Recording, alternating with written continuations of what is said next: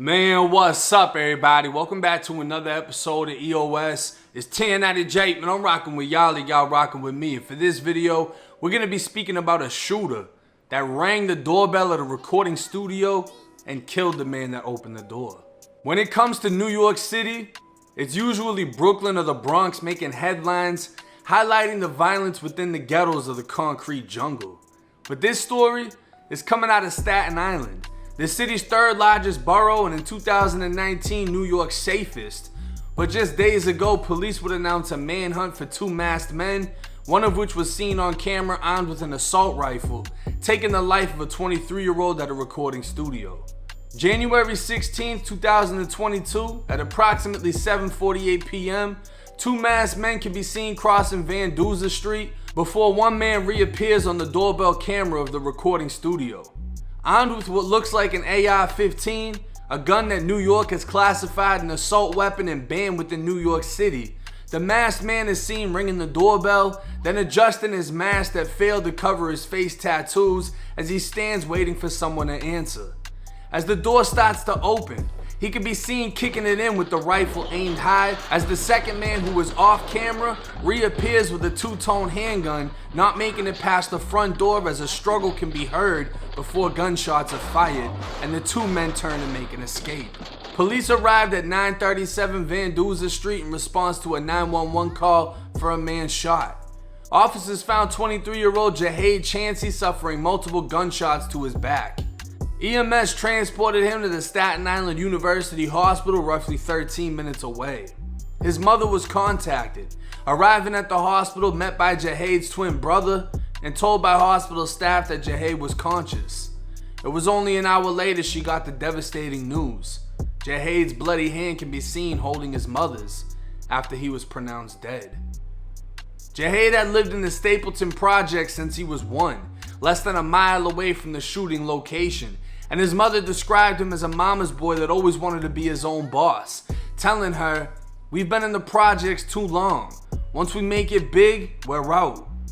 Friends who were present at the studio during the shooting described how they tried to stop the shooters.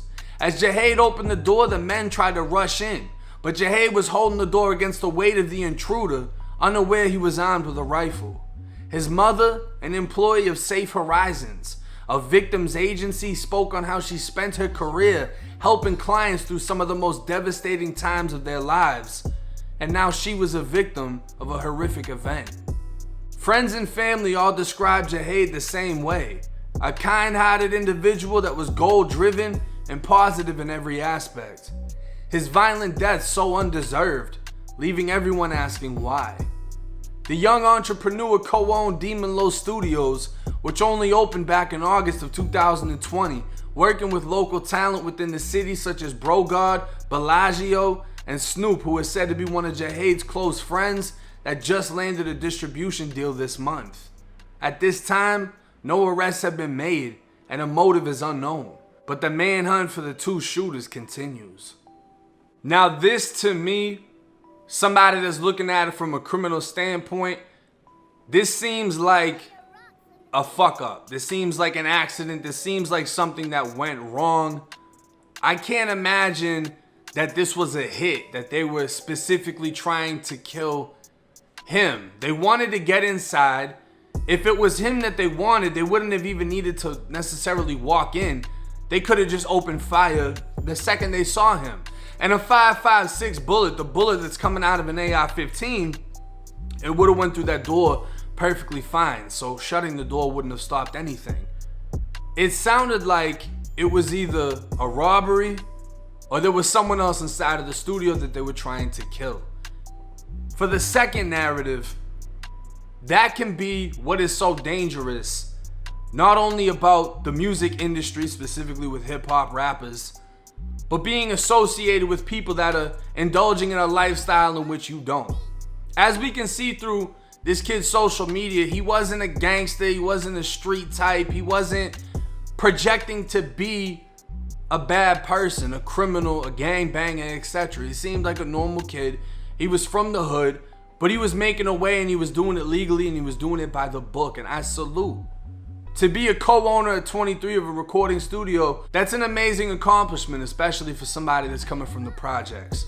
So it leads me to think that it could have been a rapper that was inside of the studio that was being a target. And whether it was a targeted hit or they just wanted to rob the rapper or even rob the studio, it's way too damn messy. Now, I'm sure that the actual shooter, who had on a mask and you can clearly see he's got tattoos all over his face, he was unaware that the camera was inside of the doorbell. I mean, that's just my opinion based on how he was moving.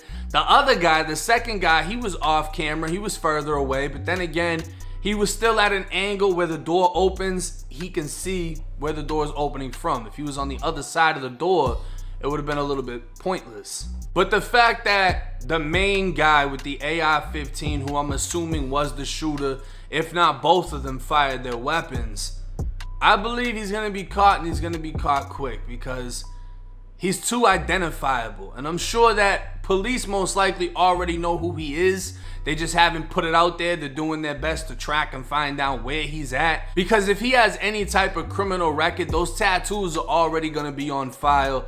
It's going to be very easy for them to pull up who this person is.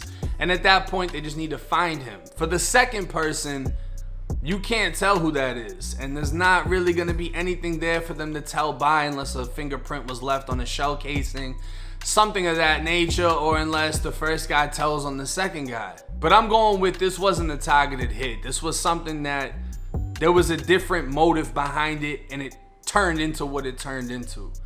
It turned into a deadly shooting, a senseless shooting, in which somebody lost their life that didn't deserve what happened to them. And, you know, nobody deserves it, but at the same time, you're less sympathetic for those that actually engage in that type of lifestyle versus somebody that actually tries to go about things the right way. Now, the friends and family have been very vocal through social media about wanting to catch the shooters, insisting that people know who he is, especially Staten Island is a small place. New York itself, even though it's gigantic, people within the lifestyle seem to all know each other and all be connected. So they're pretty sure people already know who he is just off of seeing the tattoos that were visible inside of the picture. And they want somebody to step forward because they're not street type people. They're not seeking revenge. They want things to be handled justifiably. And I can't blame them for the type of lifestyle that they live. But this is just another case of life not being fair, especially for somebody that's tried to abide by the rules and go about things the right way, even though they come from the same struggle as most of these violent gang members and shooters within the city.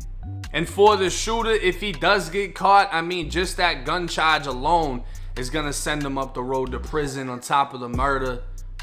He's on the run, and he's gonna stay on the run because if he gets caught, he's out of there. But hey, it's 1090J. I'm rocking with y'all rocking with me. Till next time.